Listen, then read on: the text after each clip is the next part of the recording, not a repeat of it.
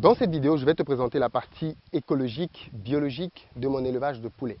Dans cette ferme, on fait deux types d'élevage de poulets. Un élevage de poulets dit semi-industriel, dans lequel on fait sortir les poulets au bout de 45 jours, en réalité 40, parfois même un peu moins, puisqu'on a de très bonnes formules alimentaires. Et un autre élevage qui lui est dit biologique, parce que, comme tu vas le voir maintenant, ces poules-là sont élevées en plein air et se nourrissent de ce qu'elles trouvent dans la nature. Donc je vais entrer là-dedans pour te montrer un tout petit peu comment c'est constitué et ensuite je vais t'expliquer la logique avec laquelle on peut développer ce genre de choses et comment tu pourrais toi aussi faire le même type de concept dans ta ferme si tu le souhaites. Parce que de temps en temps, les gens me posent des questions par rapport à l'élevage biologique. Alors ici, en fait, on a à peu près une centaine de poules entre ici et l'autre côté que je vais vous montrer tout de suite.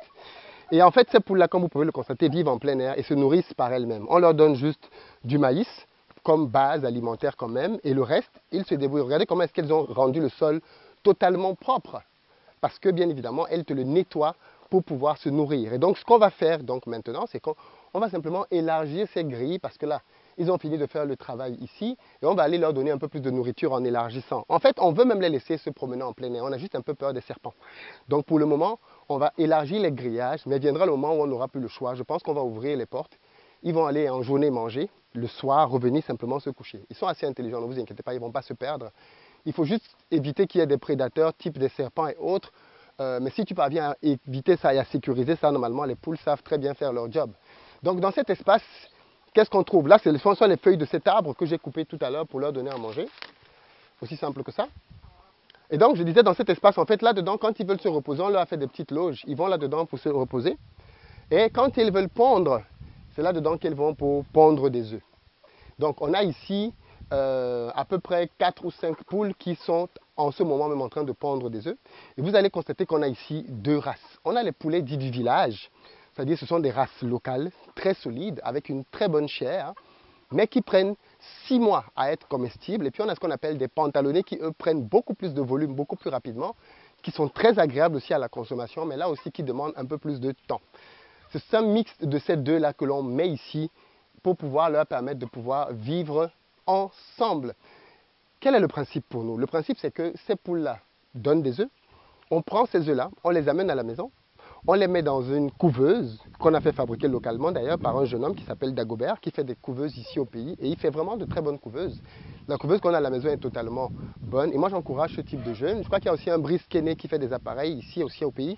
Donc, il y a de plus en plus de jeunes comme ça qui prennent le défi de la technologie pour pouvoir fabriquer sur place des machines. Et ça, c'est à clairement encourager. Plutôt que d'aller acheter des machines en Chine, à Dubaï, tout ce que tu veux, je préfère acheter ici, soutenir un jeune qui produit du matériel technologique sur place pour pouvoir m'en servir pour ma ferme. C'est aussi comme ça qu'on investit au pays. Donc, ces poulets-là, bien évidemment, c'est pour une clientèle d'élite. Ça coûte beaucoup plus cher. C'est un poulet qui est prêt à bout de 6 mois. Et tu te doutes bien que 6 mois par rapport à 45 jours, c'est 4 fois plus long. Donc, c'est un poulet qui coûte vraiment beaucoup plus cher. Mais il y a une clientèle pour ce poulet. Donc, si tu es quelqu'un qui est vraiment soucieux de la qualité, qui veut manger un produit biologique, sache qu'ici à la ferme, tu peux passer une commande et on va te donner ce poulet-là. C'est un poulet qu'on fait sur commande. Mais comme ça, on arrive à un stade aujourd'hui où on commence à avoir une croissance de plus en plus grande, on espère que d'ici 3-4 mois, on va avoir à peu près 500 poulets ici. Donc on va pouvoir commencer à sortir en masse ces poulets-là. D'ailleurs, on a des clients qui nous demandent de plus en plus de leur faire des shawarma, de leur faire des grillades avec ce poulet plein air. Mais je vais vous expliquer de A à Z comment on fait pour réussir ça, pour que ça puisse vous aussi vous inspirer pleinement. Donc, venez, je vais vous montrer d'où tout part. En réalité, tout se passe ici en 4 étapes. 4 étapes pour le succès. Et à peu près toutes les personnes qui font ce type d'élevage-là ont chacun leur process. Chacun customise un peu à sa manière, mais les grandes étapes, elles sont à peu près les mêmes partout.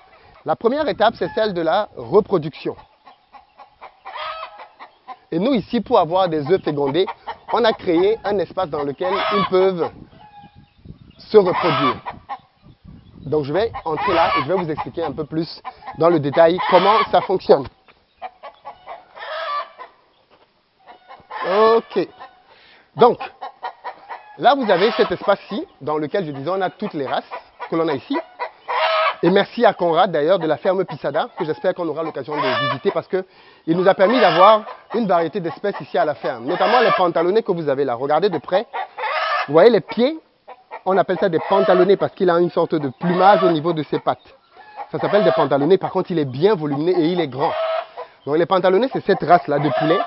Et en bas, vous avez, pour ceux qui se rappellent, le fils de Massamo, son fils aîné. Regardez comment il ressemble à son père d'ailleurs. Voilà, et c'est lui là qui est là avec ses 3 femmes. Et donc, il nous donne bien évidemment des œufs fécondés que l'on récupère chaque matin.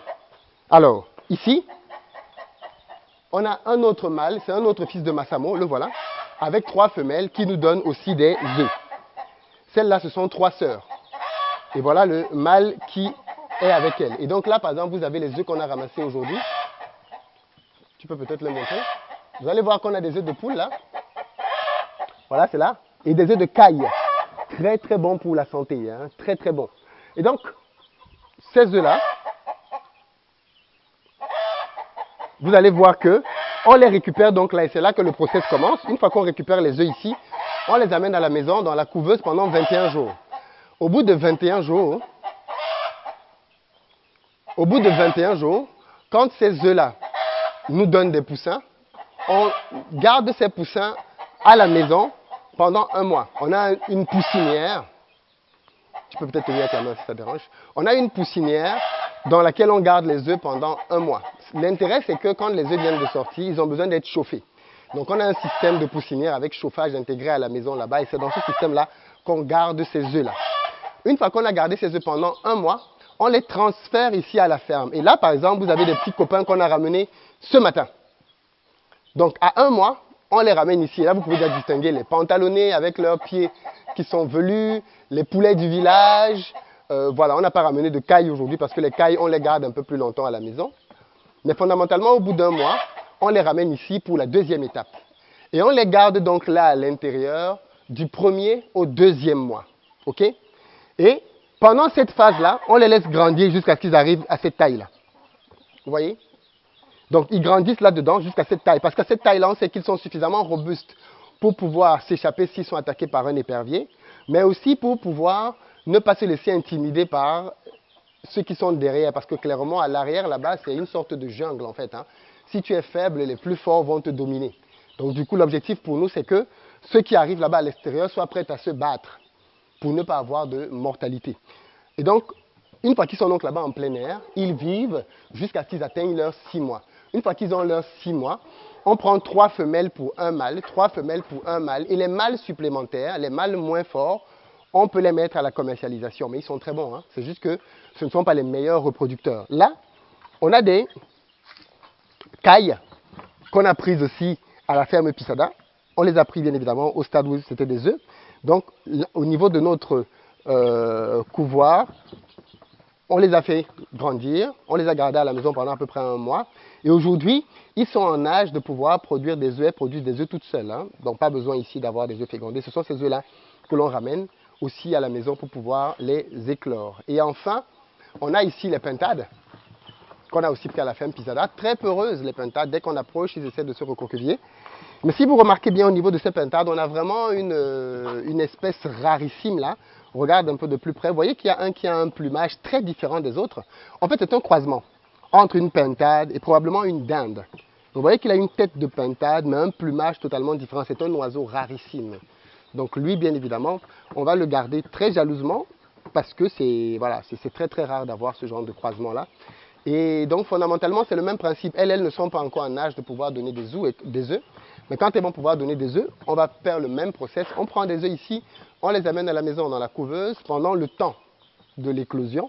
Et une fois qu'on a l'éclosion, on garde les poussins à la maison. Dès que les poussins sont assez forts, on les ramène ici pour la suite de leur périple. Voilà comment on fait donc pour pouvoir multiplier tout ceci. Mais je tiens à préciser qu'on est parti d'un poulet du village, Massamo, et de 3 femelles, de 3 poules. Et c'est grâce à lui qu'on a aujourd'hui plus d'une 50aine déjà de poulets du village. Et donc, c'est ce process-là qui fait que toutes les semaines, on a à peu près une 50aine d'œufs que l'on veut simplement dupliquer. Et l'objectif, c'est que, comme je disais, d'ici quelques mois, on ait des centaines et des centaines, après des milliers et des milliers de poules et de poulets élevés de manière biologique. Donc, c'était un peu ce que je voulais vous présenter. Le bio, ça marche. Il faut avoir une stratégie pour pouvoir optimiser tout cela, mais on est en train de faire ça petit à petit. Et comme tout, hein, dans 1 an, quand les gens vont voir des milliers de poulets, ils vont être impressionnés. ben, en fait, ça aura commencé comme ça aura commencé petit. Et c'est ça le secret. Commencez petit, faites vos erreurs, échouez, apprenez et ensuite accélérez pour aller vers la croissance et la réussite. Très bientôt.